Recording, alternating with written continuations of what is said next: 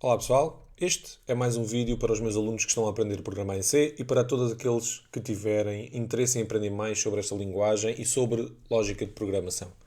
Por isso, ao longo dos próximos minutos, vou apresentar-vos o conceito de subprogramas enquanto resolvo três exercícios.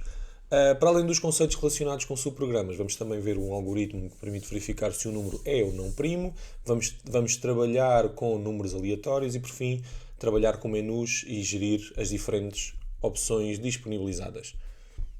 Bora lá então.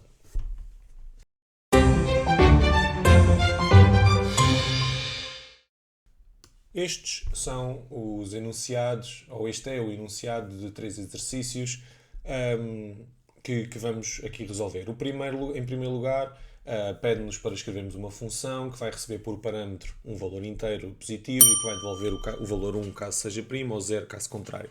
Já agora, o número primo é um número que só é divisível por si e pela unidade. Ou seja, o 1 não é um número primo, o 2 já vai ser primo, o 3 também é primo e por aí adiante. Vamos então aqui ver como é que isto vai funcionar. Já tenho aqui eu utilizo aqui o VS Code, ou seja, o Visual Studio Code, para programar aqui em C, enquanto também uso depois para compilar o programa e para correr, utilizo aqui o terminal aqui no meu MacBook. Essencialmente vou aqui utilizar um compiler que se chama GCC, que é o GNU Compiler Collection, que essencialmente é um compilador open source que pode ser utilizado em várias linguagens como C++, Go, Fortran, e neste caso vamos utilizar para C. E o que é que o compilador faz? Ele pega no nosso código, transforma em linguagem máquina e depois essa linguagem máquina é devidamente executada e o programa corre. Ok, então para começarmos esta função, em primeiro lugar, nós sabemos que vamos devolver 0 ou 1, por isso será um número inteiro. Depois, temos que dizer um nome, ou escolher um nome que faça sentido. E eu posso simplesmente escrever é primo, ou seja, estou a fazer uma pergunta se um determinado número é primo ou não. Depois, entre parênteses, devo colocar um parâmetro.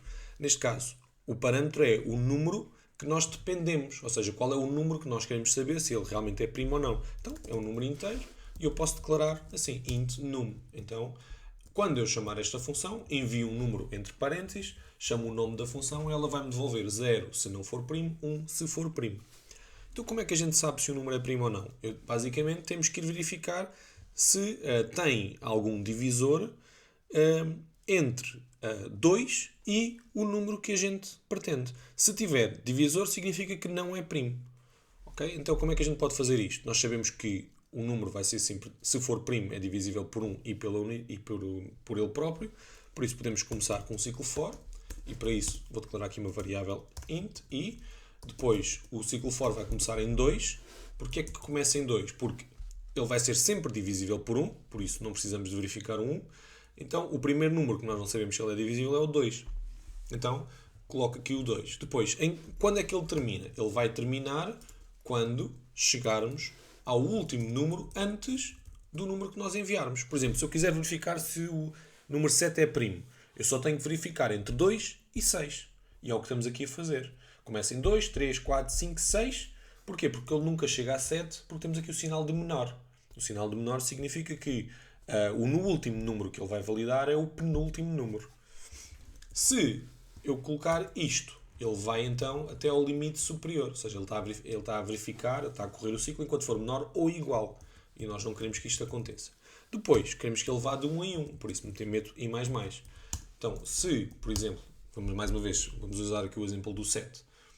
Se ele quiser verificar se o 7 é primo, ele tem que ir verificar. Nós sabemos que ele é divisível por 1, sabemos que ele é divisível por 7. Estes dois não precisamos de verificar. Mas temos que verificar se o 7 é divisível por 2, se o 7 é divisível por 3, por 4, por 5 ou por 6. Então, começamos em 2, terminamos em 6 e vai de 1 em 1. Depois, como é que eu sei se o número é divisível por outro? Então, se o número for divisível por i, ok? O que é que faz o sinal de percentagem? O sinal de percentagem vai calcular o resto de divisão.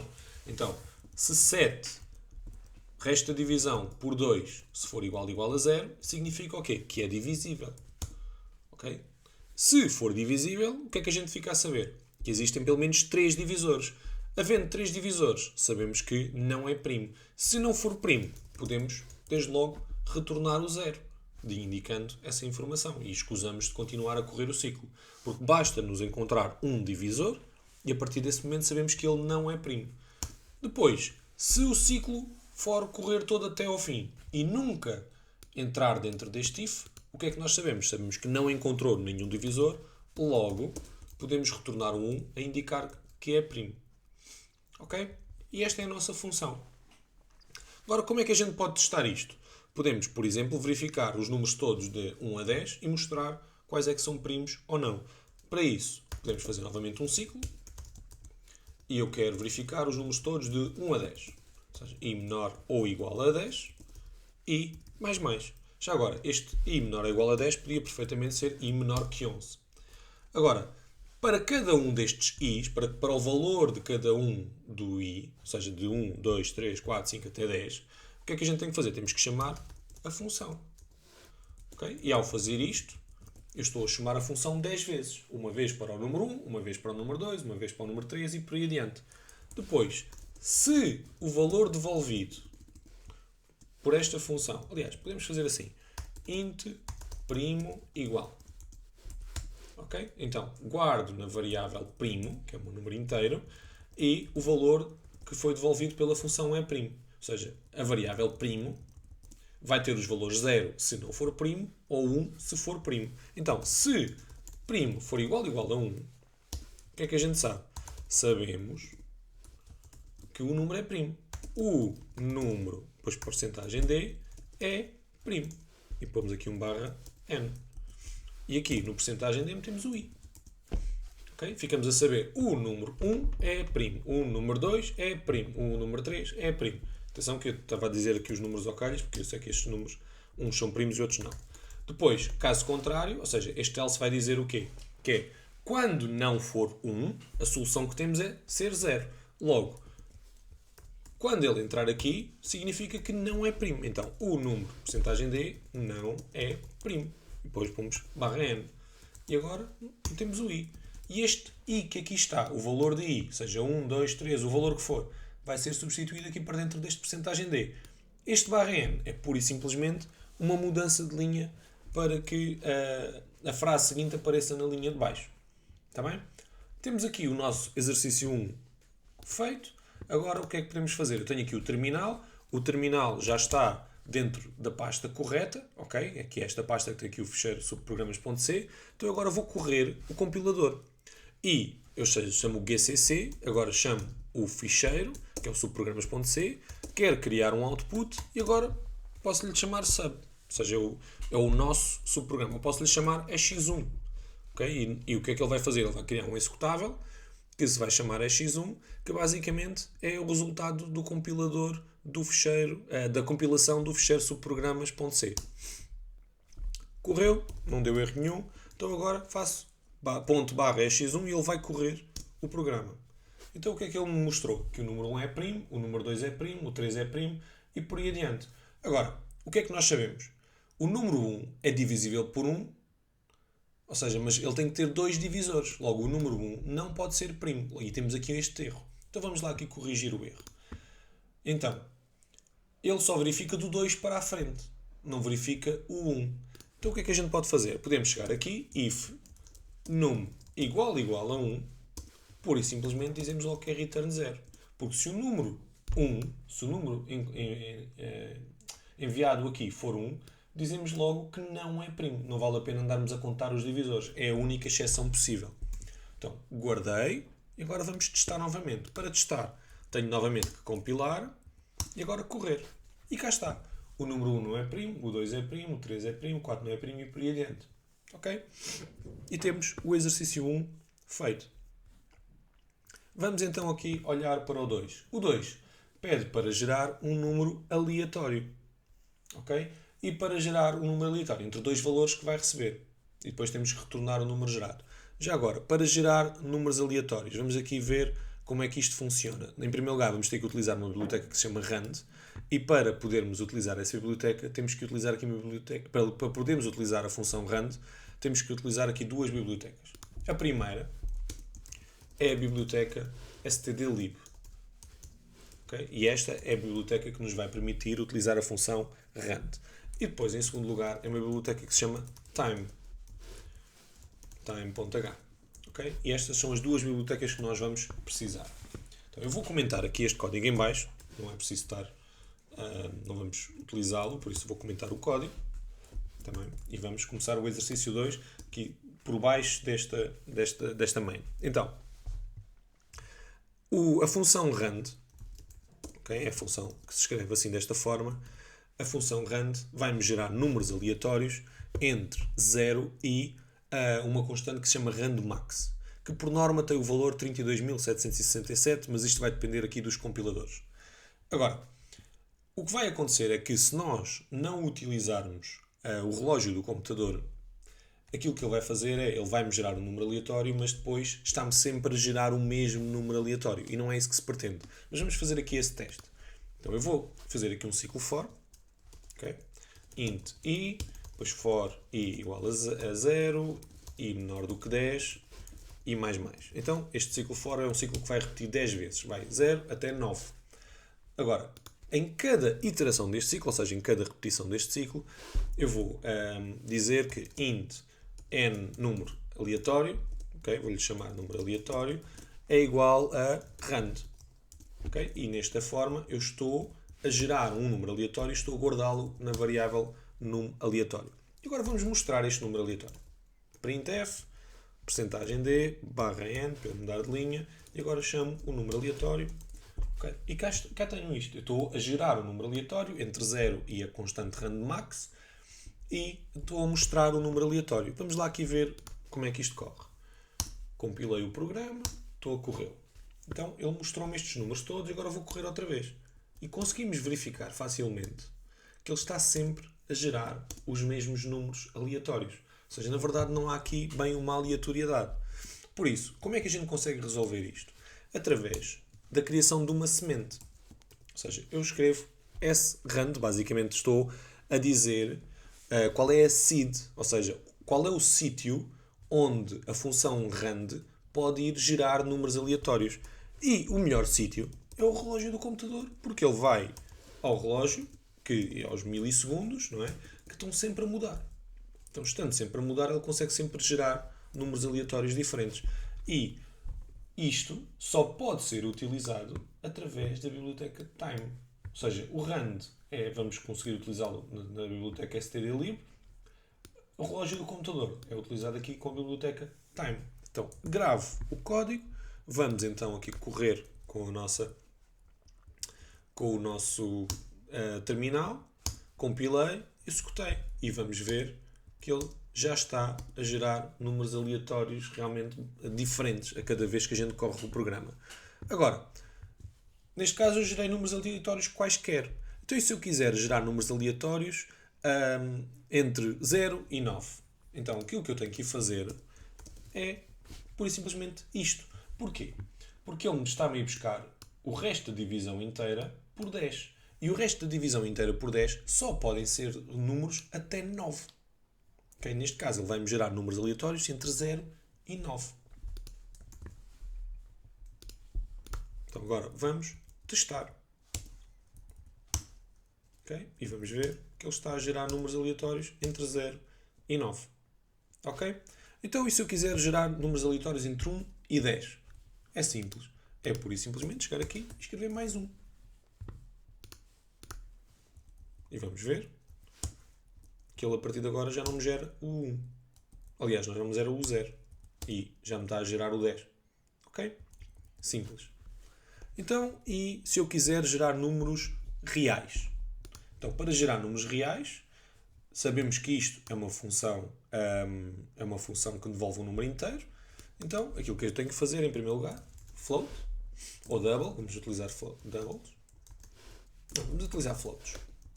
Ok? Aqui vou pôr um F de float. Este rand, vamos ter que fazer aqui um cast, para passar a gerar números aleatórios que são reais. Depois, aquilo que eu tenho que fazer é dividir por rand max. E ao dividir por rand max, eu vou estar a gerar sempre um número aleatório qualquer entre 0 e 1. Porquê? Porque rand vai-me gerar um número aleatório qualquer entre 0 e 1 e Se eu, por exemplo, no limite máximo, eu posso estar a dividir o randmax por randmax. Logo, vai ser o número dividido por ele mesmo, logo o resultado vai ser 1. Está bem? Então, este vou também fazer aqui um cast.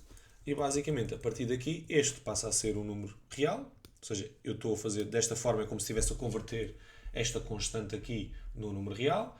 O valor devolvido pela função rand também estou a converter no número real através aqui deste cast. E estou a guardá-los nesta variável que também é real. Então, vamos lá aqui testar. Vou compilar e agora vou correr. Ao correr, estamos a ver que ele me está a gerar números reais entre 0 e 1. Pronto, eu acho que com estes dois ou três exemplos rápidos já percebemos como é que a função para gerar números aleatórios funciona. Então podemos ir fazer aqui o nosso teste. Então, o nosso exercício pedia uma função para gerar um número aleatório entre dois valores que vai receber. Por isso, o que é que a gente precisa? Precisamos de... Podemos gerar números inteiros, por isso posso dizer que é um inteiro. Vou-lhe chamar gerar aleatório, ok? Ou gerar num aleatório. E agora vou ter que dizer qual é que é o limite inferior e vou ter que dizer qual é que é o limite superior. Ou seja, são os dois valores externos a esta função que nós precisamos, ou seja, os parâmetros. Então, já aqui tenho. Agora, o que é que eu preciso? Preciso que ele me gere sempre números diferentes, por isso vou utilizar aqui a nossa seed, okay? Que é baseada no relógio. E agora vamos retornar o valor que vai ser gerado. Então, em primeiro lugar, é a biblioteca rand que tem que ser chamada e vou ter que ir buscar o quê? O limite superior menos o limite inferior. Okay? E agora tenho que lhe somar o limite inferior. Okay? Porquê? Vamos imaginar que eu quero gerar números aleatórios entre 3 e 10. Ou seja, eu quero gerar números com um range de 7. Por isso estou a fazer 10 menos 3 e ele vai-me gerar números aleatórios entre 0 e 6. Depois, o que é que eu faço aqui? Eu somo mais 3. Por isso, desta forma, ele vai-me subir para o limite que a gente quer. Ok? Então, agora, como é que eu posso testar isto? Posso, por exemplo, utilizar aqui este ciclo que tinha utilizado anteriormente. Aqui o srand deixa de ser necessário. E agora, aqui, este float também deixa de ser necessário. Estamos a trabalhar com inteiros. Int, e agora chamo gerar número aleatório. Não vamos utilizar o ciclo não faz sentido. Vou apagar o ciclo. Okay? Vou, por isso, simplesmente chamar int gerar número aleatório. E agora envio 3 a 10. Okay? E isto vou guardar num número aleatório. Okay? Estou a declarar uma variável número aleatório. E nesta variável número aleatório eu guardo o valor devolvido por este return desta função. No LI está lá o 10, no LS, ou seja, no limite inferior está o 3, no limite superior está o 10. Okay? De seguida, por isso simplesmente mostrar o número gerado. Percentagem D, ou seja, num aleatório igual percentagem D barra N. E agora no sítio do percentagem D eu meto o número aleatório que está aqui. Então agora vamos testar o subprograma. Compilei e estou a correr. E está-me a dar o 7. Agora se eu correr novamente, ele está-me sempre a dar o 7. Ou seja, está-me sempre a gerar o número 7. Então, porquê é que será isto? Por causa disto. Eu tinha que somar aqui.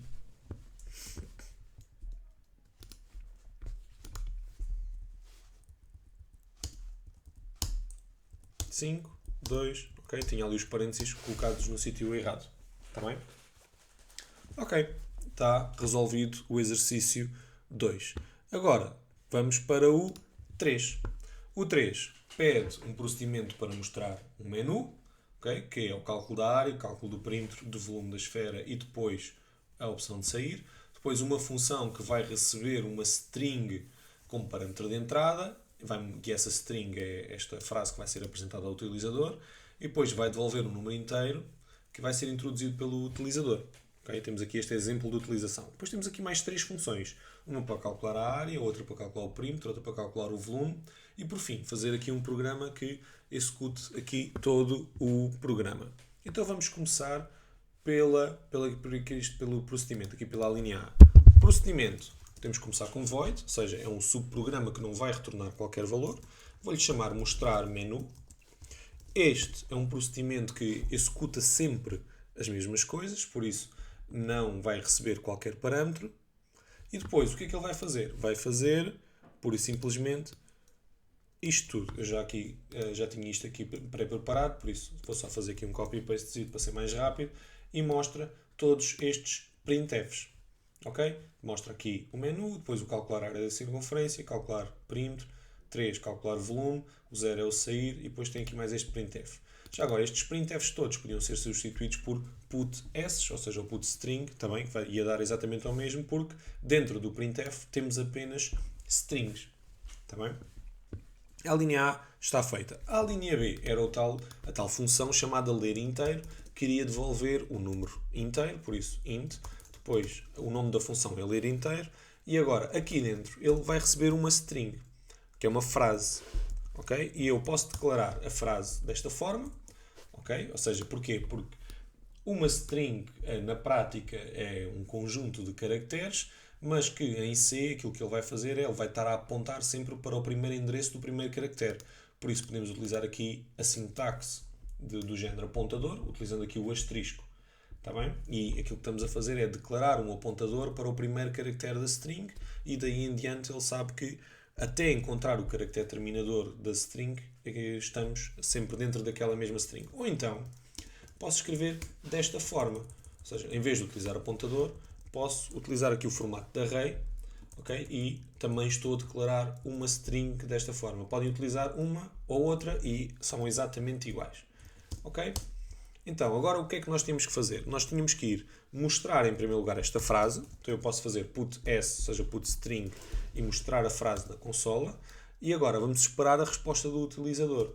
Para a resposta temos que ter uma variável. Okay? E a resposta é dada através da função scanf. Estamos à espera do número inteiro, por ser porcentagem D. E agora vou guardar dentro do endereço de memória da variável res. Por fim, retornamos a variável res e desta forma temos a resposta do utilizador. E isto é a função ler inteiro. Depois desta, precisávamos de uma função para a área. Por isso, posso perfeitamente chegar aqui. A área vai depender do π e vai depender do raio. O π é uma constante. Para utilizarmos essa constante, vamos precisar aqui da biblioteca mat. Ou seja, vamos incluir a biblioteca mat. Okay? Agora, cá em baixo, posso dizer que é float. Calcular, ou vamos calc área circunferência. O π, o valor é sempre igual, ou seja, não depende, não é um valor externo que mude. Mas o que é que pode mudar? O raio. Por isso, o raio temos que o ir perguntar. Okay? Então, desta forma, estamos aqui a receber o raio. E como é que a gente calcula a área da circunferência? Há de ser π vezes r ao quadrado. O r ao quadrado pode ser raio vezes raio, ou então podemos utilizar uma função que vem da biblioteca mat, que é raio, vírgula 2. E desta forma estamos a calcular o raio ao quadrado. E vamos utilizar esta segunda forma para calcular. O π pode ser calculado, podemos ir buscá-lo através desta constante. m_π é uma constante que vem da biblioteca math e que nos dá o valor de π. Então, esta função, pura e simplesmente, vai retornar o π vezes r ao quadrado. Okay? E desta forma, temos aqui a função de calcular a área da circunferência. E estamos a retornar este valor, okay? Deste cálculo. Depois, a seguir, o perímetro. Então, vamos fazer uma coisa parecida. Calc perímetro circunferência. Ou seja, temos sempre valores, aliás, temos sempre nomes de funções que façam sentido. Tal como no raio, tal como na área, o raio há de ser aqui o parâmetro necessário para esta função funcionar corretamente. Então, como é que é calculado o perímetro? É π vezes 2 vezes r, ou seja, é 2πr. Okay? Então, 2 vezes o π vezes o raio. E temos então o perímetro da circunferência. Okay? Por último, precisamos do volume de uma esfera. O volume da esfera é de 4/3 vezes o π vezes r ao cubo. Então, calc volume esfera. Precisamos novamente do raio. Ok? Então agora return 4 a dividir por 3 vezes o π vezes raio ao cubo. Ok? E já agora 4 terços precisamos aqui de uns parênteses para garantirmos que 4 a dividir por 3 é feito em primeiro lugar. Ok? E desta forma temos o volume da esfera. E temos a linha A, a B e a C devidamente feita. Por último, temos aqui o programa para utilizarmos tudo isto. Então vamos aqui comentar o que temos aqui na main. Okay? E este programa pode ser, em primeiro lugar, precisamos mostrar o menu. Por isso, mostrar menu. Agora precisamos de ler a opção. Ler inteiro. E a frase que é enviada, por exemplo, pode ser escolha uma opção. 2 pontos. Okay? E a opção do utilizador tem que ser guardada dentro de uma variável. Ou seja, a função ler inteiro está a ser chamada. Aquela frase que eu enviei vai ser enviada aqui para dentro. É apresentada no ecrã. Declaramos a variável res. Esperamos que o utilizador atribua um valor à variável res. Retornamos esse valor. E esse valor do res vai ser guardado aqui na variável opção. Depois, consoante a opção do utilizador. Ok? Se a opção for 1, o que é que nós vamos fazer? Precisamos de ir saber qual é o raio. Por isso, para saber qual é que era o raio, é um número float. Para saber o número float, então não podemos utilizar aqui esta função, que esta função só funciona para inteiros. Então temos que ir replicar esta função, mas para doubles, ou para floats.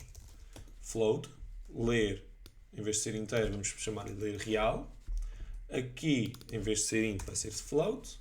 Aqui vai ser f e está feito. Ou seja, replicamos o funcionamento anterior para a equipa nova, mudamos o tipo de dados e está feita. Então agora aqui eu posso, por isso, simplesmente dizer, aliás, temos de declarar aqui uma variável para o raio, float raio, e agora raio vai ser igual a ler real indique o raio, 2 pontos.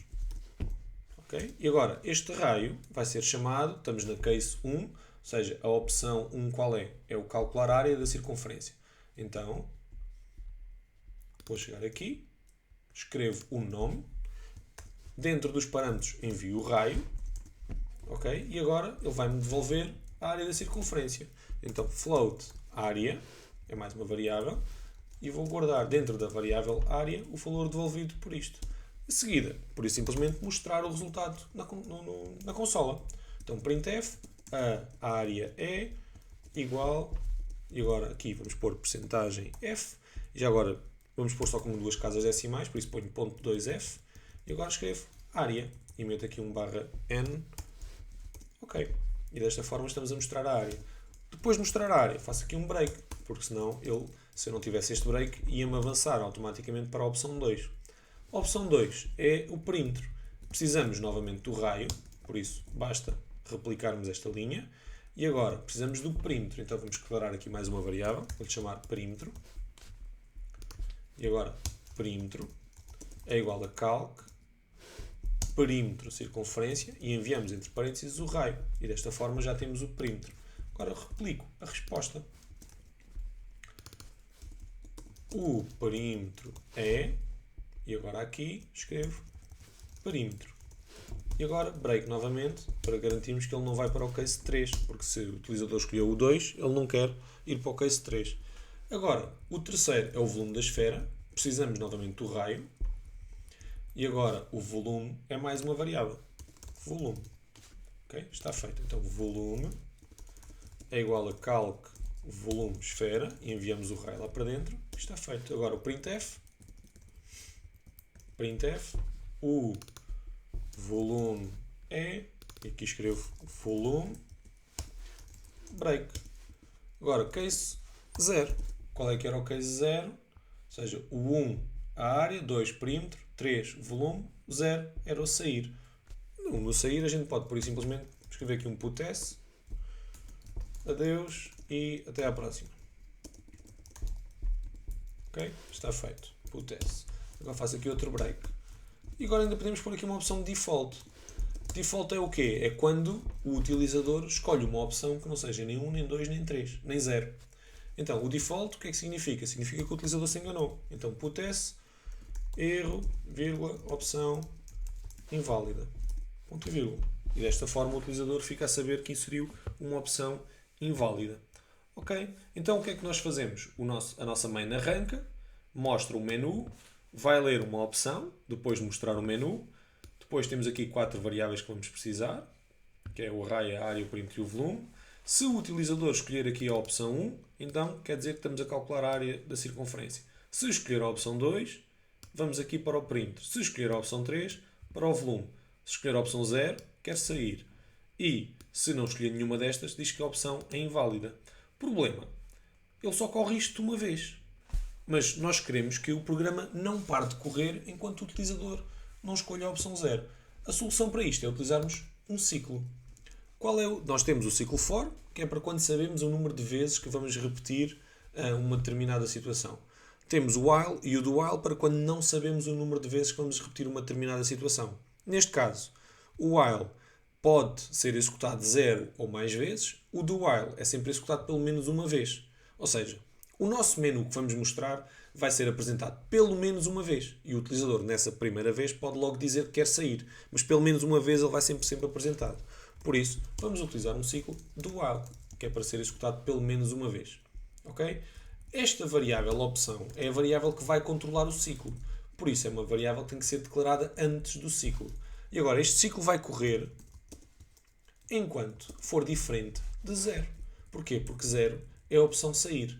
Então, enquanto o utilizador escolher uma opção diferente de 0, o ciclo vai continuar a correr. E o que é que o ciclo vai fazer? Vai fazer tudo isto que aqui está. Ok? E agora vamos indentar isto como deve de ser. E temos, dentro do while, mostramos o menu e fazemos todas estas coisas. Este ciclo vai continuar a correr enquanto o utilizador não escolher a opção 0. Okay? E agora sim, temos o nosso programa feito e podemos ir testar. Então vou compilar aqui o subprograma, okay? O nosso programa, aliás, e vou corrê-lo. Então, mostra o menu, eu vou escolher a opção 5. Isto vai-me dizer o quê? Que temos uma opção inválida. Se eu escolher a opção 0, o que é que vai acontecer? Adeus e até à próxima. Ok, ele deu-me aqui um erro. Deu aqui um erro, porquê? Porque a variável está declarada novamente aqui dentro. Ok, vamos lá aqui testar o programa outra vez. Agora vamos ter que fechar aqui isto. Ok, sabem que os erros também acontecem. E vamos abrir aqui novamente a consola. Só ver onde é que eu estou. Ok, temos que entrar em desktop. E agora aqui é cd subprogramas. Ok, já estou no sítio certo. Então agora gcc subprogramas.c -o x1. Ok, cá está. Então ponto barra x1. E agora se eu escolher a opção sair, ok, já saiu. Está bem? Estão a perceber? Eu tinha a variável opção declarada cá fora e tinha a variável opção declarada novamente aqui dentro. Isto não pode acontecer. Está bem? Ok, então agora já temos isto a correr como deve de ser. Vamos repetir aqui. Temos a opção inválida. Se eu escolher uma opção que seja diferente de 1, 2, 3 ou 0. Ok? Então agora se eu quero calcular a área, ele pede-me o raio, eu meto 2, por exemplo. E mostra-me que a área é 12.57. Para o perímetro, 2 também. Mostra-me que o perímetro é 12.57. É a mesma coisa. Vamos lá ver. Ok. 18. Se calhar, para o raio 2, o valor é exatamente o mesmo. Está bem? Já agora vamos ver aqui para o 3. Ok. Aqui já temos a área, quando o raio é 3, a área é de 28.27 e o perímetro é 18.85. Ok. Está a funcionar tudo corretamente. A opção 3, que é o calcular o volume da esfera, eu posso pôr aqui, por exemplo, vou 5, diz-me que é 392.70 e vemos que o nosso programa temos aqui as funções devidamente feitas a funcionar corretamente e estão a ser também invocadas no sítio certo e a fazer exatamente o que se pretende. Agora se eu fizer a opção sair e o nosso programa terminou. Malta, espero que este vídeo tenha sido interessante. Te expliquei aqui vários conceitos, desde como escrever cabeçalhos de funções e de procedimentos, como é que funcionam os parâmetros, como invocar as funções e como invocar os procedimentos. Espero que desta forma consigam realmente perceber aqui o funcionamento deste conceito, que não é assim tão complexo quanto isso. Malta, muito obrigado. Até à próxima. Fiquem bem.